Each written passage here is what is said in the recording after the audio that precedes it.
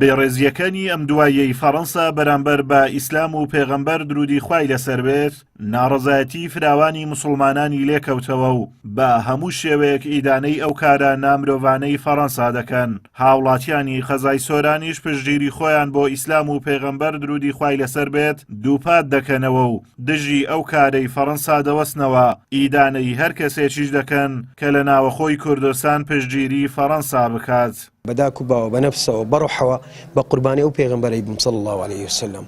ئەو کەسانەی کە چوینە پەرلەمانی کۆنسۆڵخانەی فەڕەنسا ئەمن بە هیچ بەنوێنەری خۆیان نەزانم و ڕسواشیانەکەم بە ناوی بسڵمان ئەوێوە بسن دە ئەندام پەرلەمان بسن برێنە فەڕەنسا ئەمە پاڵپشتی دوو دەکەین دژایەتی محەممەد المستەفا ئەکەین صلی الله عليه وسلم بەڕاستی ئەوانە خوای گەورە ڕوڕەشی دنیا و قیامەتیانەکە. داوام وایە ئەوانەی کە بێڕێزی بە پێغەمبەر صلی الله علیه و سلم دەکەن بە خۆیاندا بستنەوە و هەڵوێست وەربگرن لە بەرامبەریان لە ناو خۆشماندا ئەوانەی کە پاڵپشتی دەکەن حەقوایە ئەوانە تەوبە بکەن و بە خۆیاندا بستنەوە جیاواز لە ڕێی خەڵکی خۆیان کە شوێنکەوتەی پێغەمبەر صلی الله علیه و سلم و بەدەنگی ئەو شوێنکەوتانەش چوونەتە پەرلەمان و بەدەنگی ئەو شوێنکەوتانە کە موسڵمانانن چوونەتە شوێنێک کەوا بتوانن قرار بەدەست بن و قسە بکەن. داوا لەو ئەندام پەرلەمانانەش دەکەم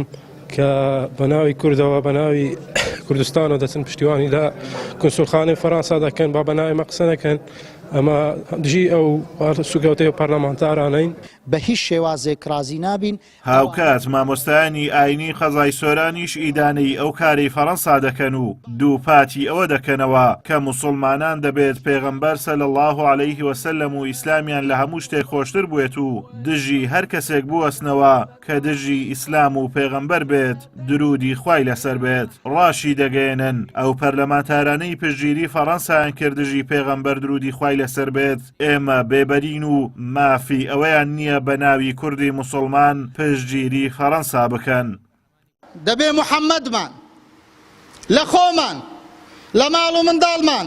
لە قەسر و قسوورمان لە سەروەت و سامانمان لە سەرۆکەکانمان لە خاکمان لە نیشتیمانمان لە پەرلەمانمان لە خێزانەکانمان لە ماڵ و منداڵمان لە هەموو شتێکەوە زیاتر خۆشمان بووێ. ئەگەر ئەوەت هەبێ تۆ ئیمانداری حەشرت لەگەڵ محەممەد المستەفا دەکرێ. کەسێک لە فەیسبووکی خۆی کەسێک لە پەیجی خۆی کەسێک لە ڕاگەیاندنی خۆی بروسکەی پیرۆزبایی بنێری بە بۆنەی لەدایکبوونی محەممەد المستەفا عەلەیهی سەڵات وەسەلام بەڵام چەند سعاتێک پاش ئەوەش چەند ئەندام پەرلەمانێک بدێ دووخۆ بچێ لای قۆنسۆڵخانەی ئەو وڵاتەی کە گاڵتە و فشە و ئیستیهزا و سوکایەتی بە محەممەد المستەفا کردیە عەلەیهی سەڵات وەسەلام. بە ناوی خۆت شتێکی ئاساییە بەڵام بۆت نییە بە ناوی من بڵێ ئێمە وەکو کورد هەمومان پاڵپشتی تۆین کە گەمە و گاڵتە بە محەممەد المستەفا دەکەی. من پاڵپشتی تۆ نیم ئەوەی پاڵپشتی ئەویشە ڕۆژی قیامەت حەشری لەگەڵ ئەو دەکرێت.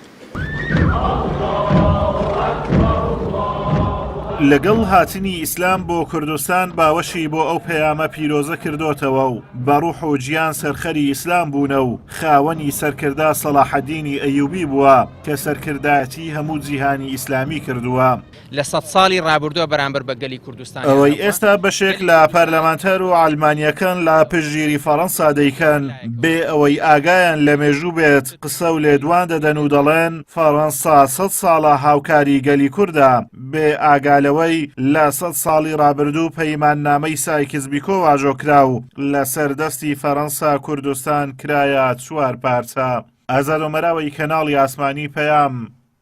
خەزای سۆران.